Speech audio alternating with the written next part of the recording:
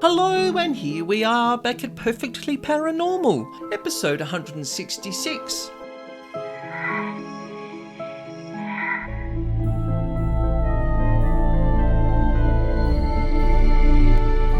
My name's Anna Schmidt, and I'm here every week to share with you true paranormal encounters and information about devils, demons, and dark energy beings that no one else talks about. And today I have a question from a confused listener. Ben wants to know if entities and spirits are more active at night, like everyone else has been telling him. So what do you think? When have you had your paranormal experiences? In the daytime, in the nighttime, at the afternoon tea time? So let's get into unpacking Ben's question. And as you know, I love to do a deep dive to find all the possible options.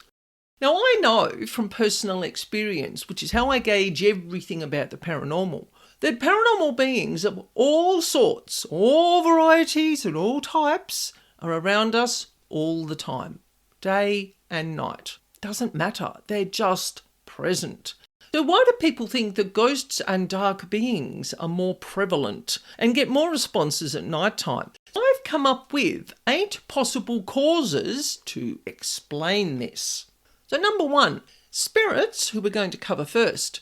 Spirits are active both day and night, like I just said. Our pets often see these fleeting glimpses of something moving around houses or moving around people that shouldn't be there. And depending on where the spirits are located will often determine when they are most active. If people are out of the home during the day, or they're at work, or out socialising and so forth, of course, no one is going to be home to see the paranormal activity, to see the spirits moving around. The pets will see them, and they've got no one to tell.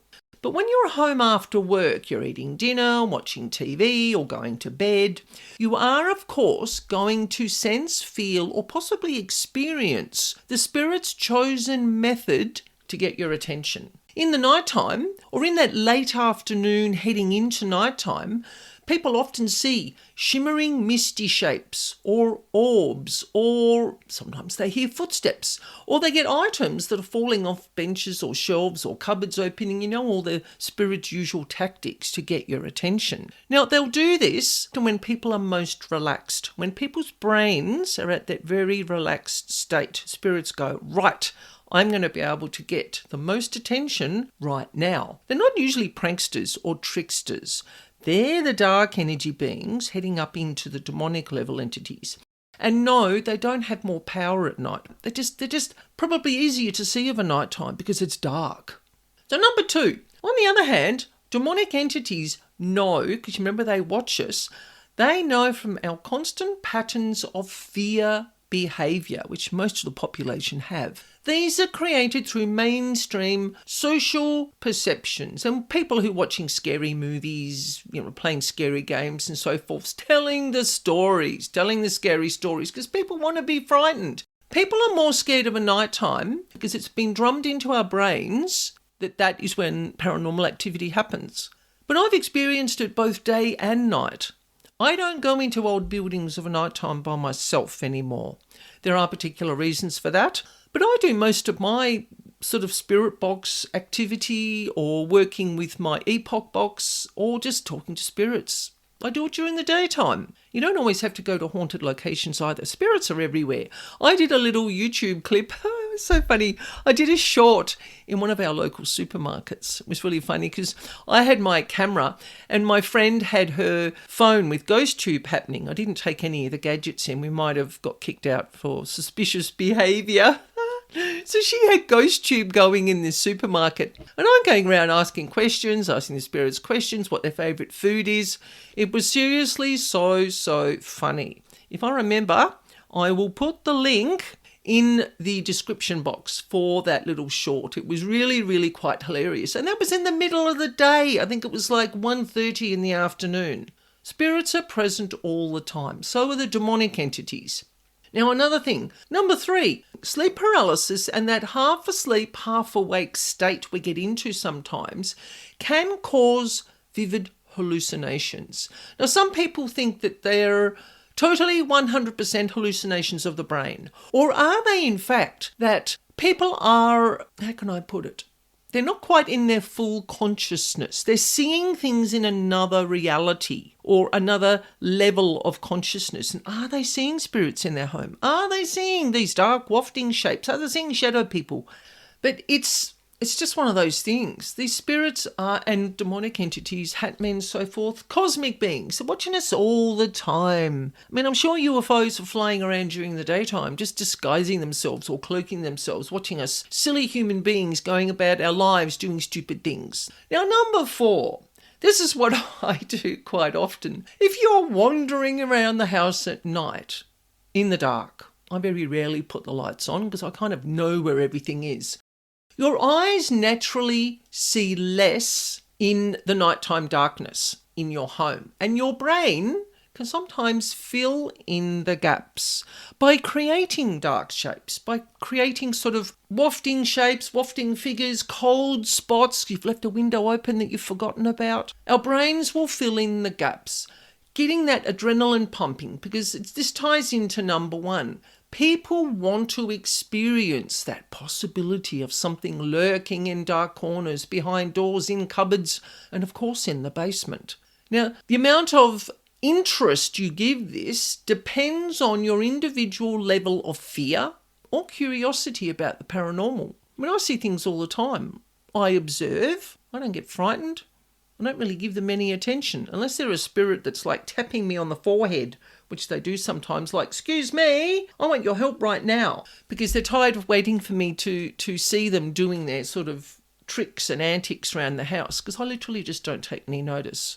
It's just part of life. They're just living in another existence that our brains can't quite grasp a handle on. Now, number 5. This is the big one. The quietness of nighttime. Like our brains, some people's brains are busy all the time, like mine. Mine's going 24/7. I don't sleep very well because it's just the nature of the way my brain works. But the quietness of nighttime, you haven't got the family moving around. You haven't got as much traffic around your house. It's quiet. And of course you are going to hear every single sound. It is a big contribution to paranormal perception at night. Now, this refers to the external quietness in the environment, but also the internal quietness within people who are relaxing after work, going to bed, or you might get up in the middle of the night to get that elusive glass of water, or you really need to have a pee and you've just got to go to the loo, and you might see a wafting shape moving around. Don't worry about it.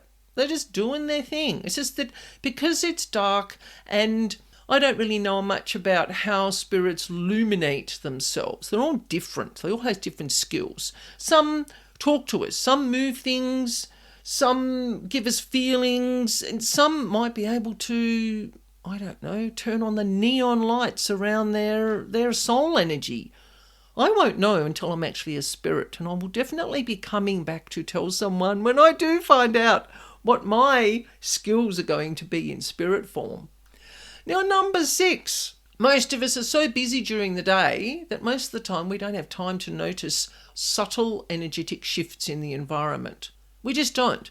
Our brains are so full of technology and catching the bus and getting to work and, picking up the kids and school and tea and so forth and all that. We don't have the time to take notice of what's going on around us unless it's right in front of your face. Like this one lady, a client who I did a job for recently, her staff had been telling her in a business, it's a local business here in Hobart, her staff had been telling her that there were strange things going on during the day, but also after the clients had left and when the cleaners were in doing their work. And the business owner, it was quite funny, she didn't really believe them because you know what people are like. They're too busy. Until she was at reception one afternoon and a painting literally fell off the wall.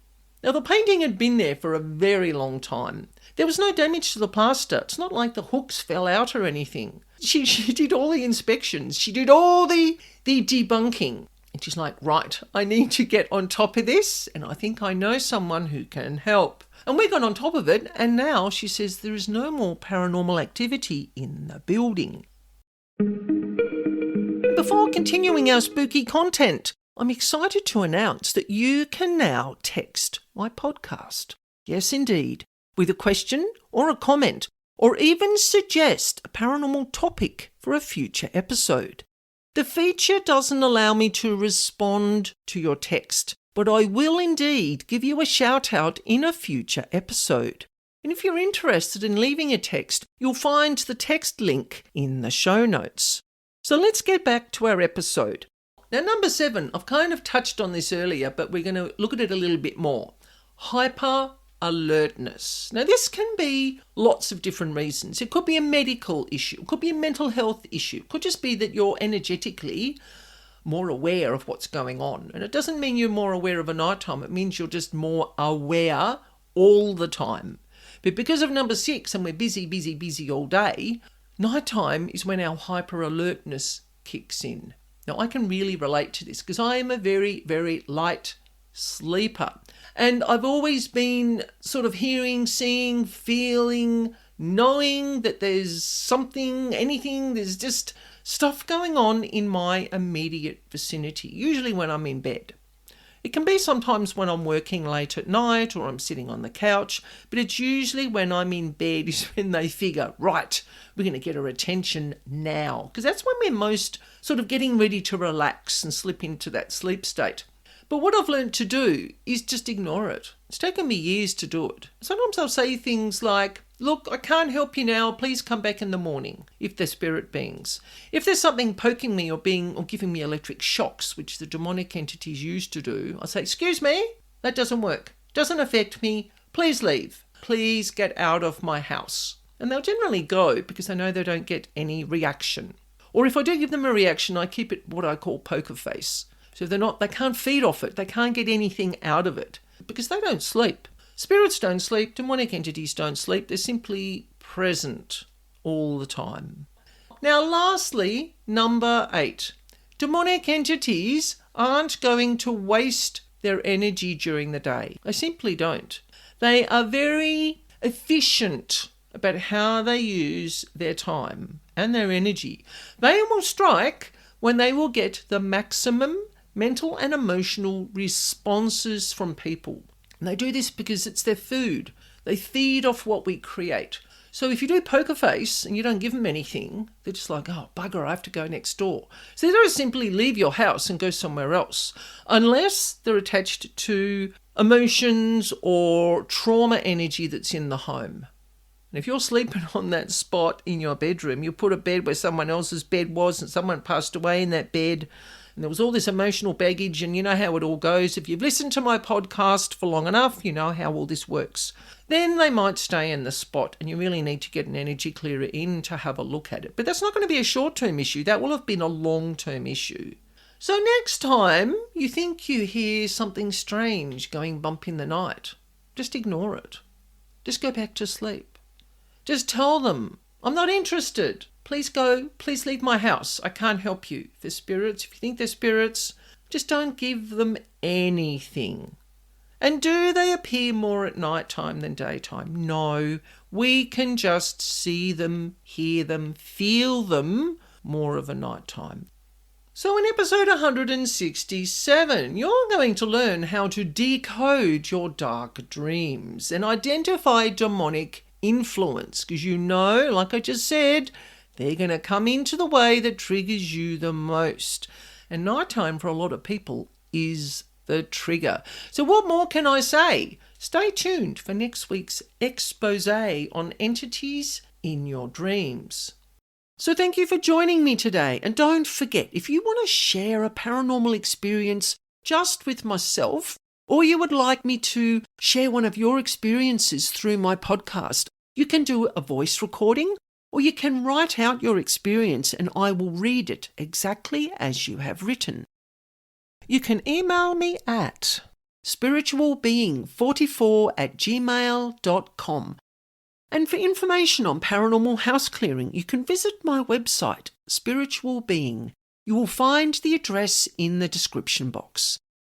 And I look forward to sharing this spooky space again with you next week. And remember, life is perfectly paranormal.